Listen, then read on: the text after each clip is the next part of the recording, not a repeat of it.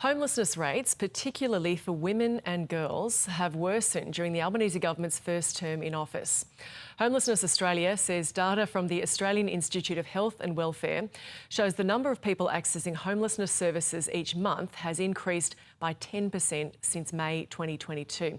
For women and girls, the increase was 14%. Homelessness Australia Chief Executive Kate Colvin joins us now to discuss this.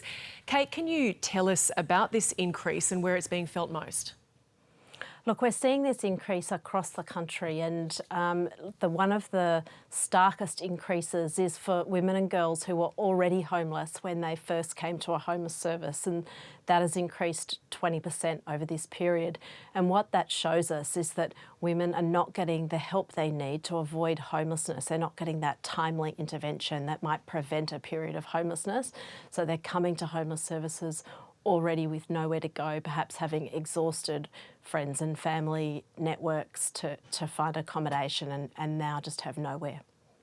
And so, I mean, that's the immediate reason. If we broaden that out, what's feeding into that? So the biggest issue that we face is that there's just not rentals that people can afford. So, you know, the government has made some really welcome investments in social housing, but the reality is that the problem of in the rental crisis has grown over decades, and the commitments that have been made are not enough to keep increasing the proportion of social housing as a proportion of all dwellings. So what we're calling on this parliament to do, this government to do, is to invest more in social housing so that we get 1 in 10 of all dwellings is a social housing property. And that would just mean that when someone goes looking for a rental, they can find a place they can afford, and they're much less likely to become homeless in that circumstance.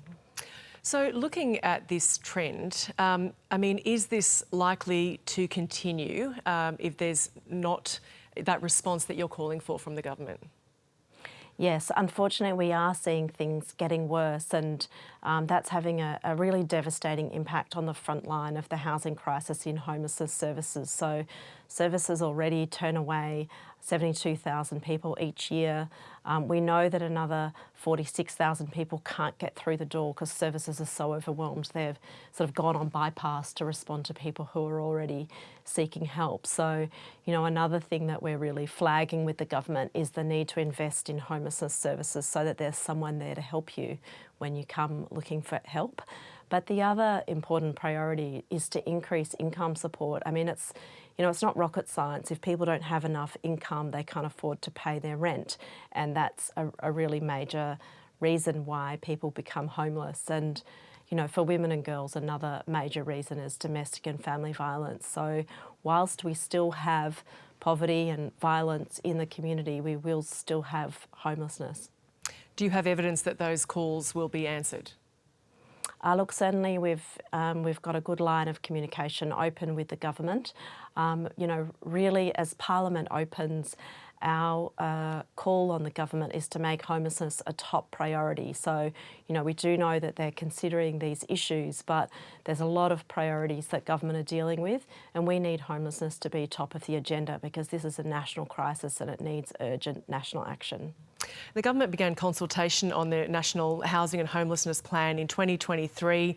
The ABC understands that's ongoing, but do you think these stark statistics and that increase that we have seen will make a difference in, you know, direction and also urgency in this? Look, I certainly hope so, and the National Housing and Homelessness Plan, which Labor have committed to, is a really important way to drive change across government. So we want to see that plan released and to include targets, clear targets to reduce homelessness. So, you know, what we're pointing out is that over the term of the last government, homelessness did increase. What we'd like to see government commit to do is over the term of this government to have a target and the investment to back that up to make the change that's needed to reduce homelessness so that we end this term of Parliament with less homelessness than we began it. And Kate, I mean, we look at the statistics, of course, and we look at what needs to be done, but as it stands, I mean, tell us what this means for the individual that is seeking help and what that means for the frontline worker or volunteer who's trying to help there. Look, it's just devastating because, as I was saying before, women come to homeless services often having exhausted family and friend networks, having nowhere to go.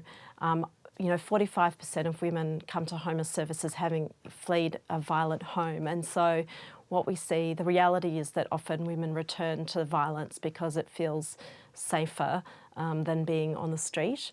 Otherwise, they'll end up sleeping in a car, perhaps a tent with children.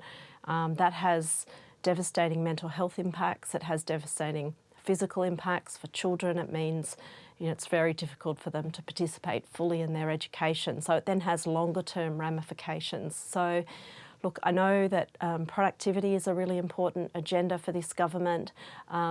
Having people in homes is the way for people to be able to fully participate in employment and for children to be fully participating in their education, and that has enormous productivity impacts both immediately and over the longer term.